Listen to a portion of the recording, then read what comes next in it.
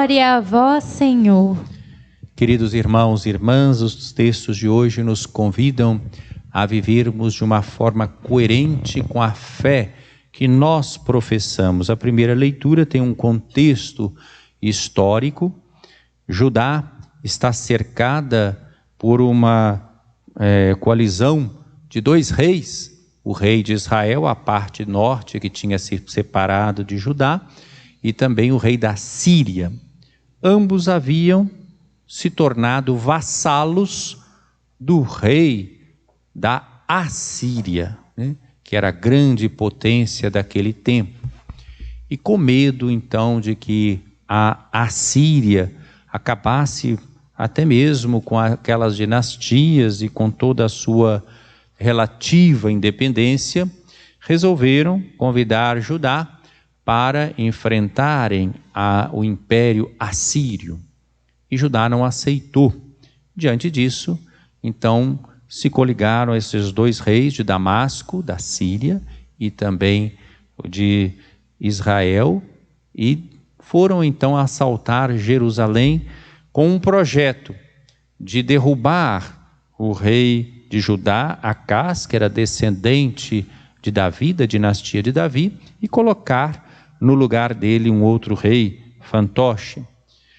Não é só um plano ou uma história política. Aqui há uma ameaça de que a promessa de Deus, de que da dinastia de Davi viria o Messias, ela pudesse ser prejudicada, não se realizar. Então, nesse momento, quando Acás fica sabendo, o rei de Judá, dessa coalizão e que os dois estão já próximos de Jerusalém, ele fica com medo de toda a população de Jerusalém. E a palavra de Deus então é dirigida ao profeta Isaías, que vai ao encontro de Acás para confortá-lo com essa palavra do Senhor. Este plano fracassará, nada disso se realizará, né? Então Deus mostra que esse combate não é um combate só, digamos assim, dessas lutas humanas, mas está aqui também o projeto de Deus, e portanto que Acás não tivesse nem medo desses dois reis, nem fizesse uma operação estratégica, um cálculo humano, de buscar o apoio do Império Assírio contra aqueles dois. Então o profeta é enviado e procura então acalmar Acás e convidá-lo a permanecer na fé. E o último versículo dessa leitura é muito claro, é um versículo muito importante que foi muito usado na história da igreja, na patrística, até para falar sobre a fé. Foi usado inclusive muito na teologia. Se não confiardes, não podereis manter-vos firmes. Ou se não tiver fé, não tiverdes fé, não podereis manter-vos firmes. Também é uma tradução que diz: se não tiverdes fé, não podereis compreender, né? Estar de pé. A fé, nesse sentido, na leitura da teologia, é o princípio da própria teologia, né? É a arqué da teologia no grego, quer dizer fundamento, princípio e fundamento. Mas aqui então é um convite à fé.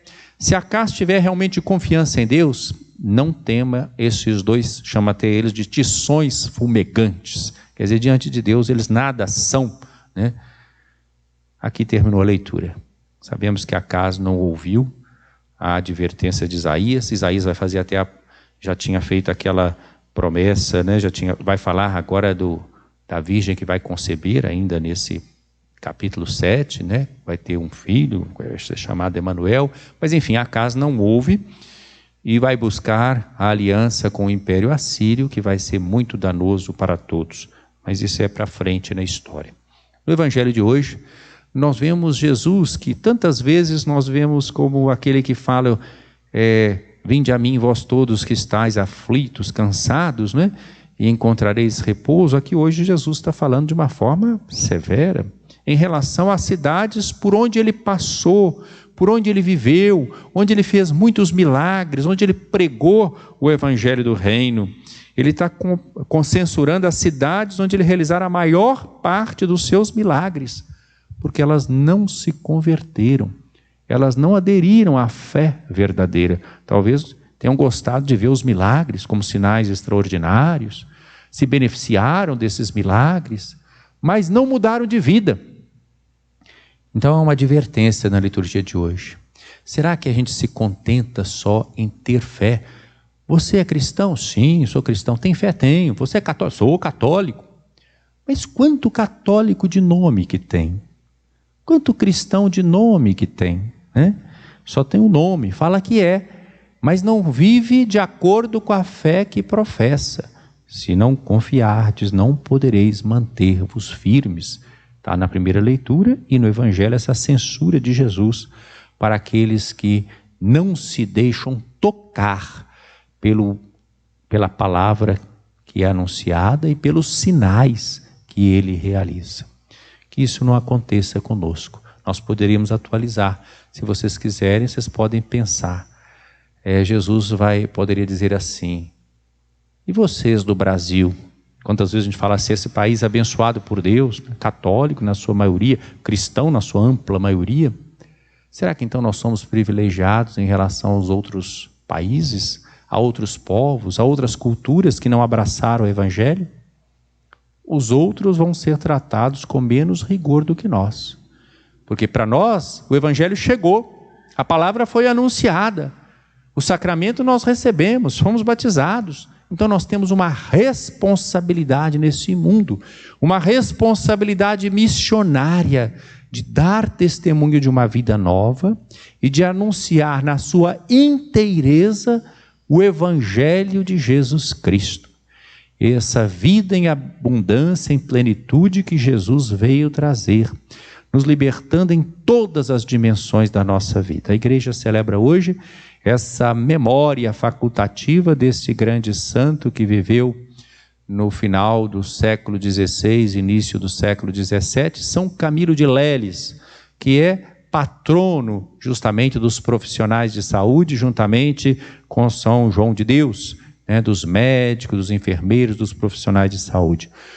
São Camilo de Leles, ele é italiano, nasceu, a sua mãe já estava com a idade avançada, não tinha conseguido ter filhos antes, tinha perdido um filho também, não tinha ainda na gestação, tanto que ela guardou até o último momento para contar para o marido que ela estava realmente grávida, porque ela queria ter certeza, E o nascimento dele, de São Camilo, foi um pouco assim diferente, A gente pode ver até uma certa semelhança, em certo sentido, com o nascimento de Jesus.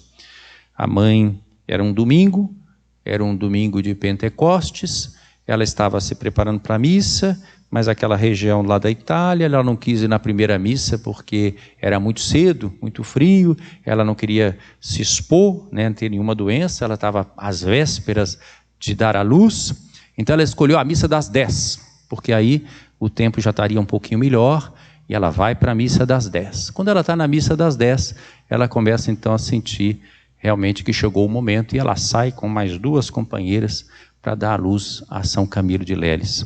E eles acabam indo, e a situação é urgente, e ele acaba nascendo num paiol, numa estrebaria, Tem lá palha e tudo mais, Tem um certo aconchego, mas a gente lembra de Jesus, Mas nasce um menino forte, sadio, o pai era militar, e o filho acaba seguindo o caminho do pai. Antes mesmo de saber ler, ele já sabia manusear uma espada, E a mãe morre cedo, deixa o filho com 13 anos. Então ele é educado pelo pai e vai cada vez mais introjetando os costumes militares, o espírito militar, O pai combatia, ele também se tornou um combatente. E vai ser um jovem assim, com também vícios dos militares daquele tempo, dado também a bebida e aos jogos, E quando ele não está combatendo, acaba dissipando, depois o pai morre, e ele acaba dissipando todos os bens, fica pobre, porque gastou tudo, bebida e jogos, E adoece, vem uma ferida na perna, não consegue fechar essa ferida, aí o conselho, ele vai lá para Roma. Dizem que tinha um hospital que daria jeito, e ele ficou lá, fica lá durante algum tempo. Depois que ele tem uma melhora, torna a cair no vício, né? E até que passa um frade capuchinho e passa um sabão nele, né? E mostra que a vida que ele estava levando era uma vida completamente despropositada, e ele ouve, de qualquer forma, era um homem forte e um coração também bom. Ele no hospital também tinha visto tantas situações, e ele acaba então resolvendo se aproximar dos capuchinhos e começa a servir, trabalhar ali. Ele precisava de um emprego, vai trabalhar no convento dos capuchinhos, né? Fazendo serviços, mas admirando também ali a vida dos capuchinhos, e começa a emendar de vida. Mas aí a ferida aparece de novo, ele é admitido depois entre os capuchinhos e volta para o hospital. No hospital, então, ele começa a ver tantas aquelas situações lá, e ele se compadece cada vez mais dos enfermos. Ele começa a enxergar esses enfermos de uma outra maneira, sobretudo pegando aquela palavra de Jesus que está lá no Evangelho de São Mateus, capítulo 25, né? Em que Jesus disse: estive enfermo e me visitastes.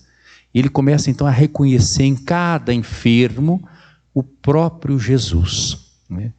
Quando ele melhora, fecha uma ferida, volta de novo para os capuchinhos, e é admitido, toma o hábito do capuchinho, mas a ferida reabre novamente. Ele então volta para o hospital, e os capuchinhos dispensam. Não é possível mais ele ficar com eles, com essa saúde assim tão frágil, com a vida dura que os capuchinhos levavam naquele tempo de muita austeridade e pobreza. Então ele vai para o hospital. No hospital, ele tem a graça também, depois de ter contato, quando sai um pouco do hospital, com São Filipe Neri. Está vendo como é que um santo ajuda outro? Nós temos que aproveitar também, viu? E a gente está vivendo entre santos, então vamos ficar aproveitando o tempo, né? Se a gente convive com uma pessoa que dá um testemunho bonito, uma pessoa ajuda a outra. Assim como um empurra o outro para o mal, um ajuda o outro a subir, a ir para o bem. E São Filipe Neri também vai animá-lo, e ele então começa a alimentar esse propósito de fundar uma congregação que se ocupasse especialmente dos enfermos. Os enfermeiros naquele tempo trabalhavam só por dinheiro.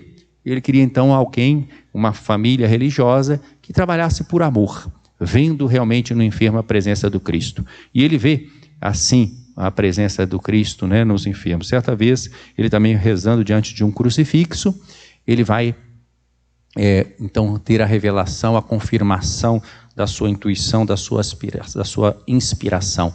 Ele então ouve do Senhor dizendo, né, essa obra não é sua, é minha, né? E ele então fica mais animado: estive enfermo e me visitastes. E tem um grande amor pelos pobres todos, mas especialmente pelos enfermos, né? E ele vai, uma vez até servindo a um enfermo, né? Ele vê tanto Jesus no enfermo que, terminando o serviço, ele pede que o enfermo o abençoe, porque ele está vendo Jesus na presença daquele enfermo. E assim foi a sua vida. São várias passagens nesse sentido. Certa vez em Roma houve uma enchente, e ele com seus companheiros estava lá tentando salvar todos aqueles que, sobretudo os enfermos, né, porque a enchente estava tomando conta de muitos lugares, precisava tirar, transportar os doentes.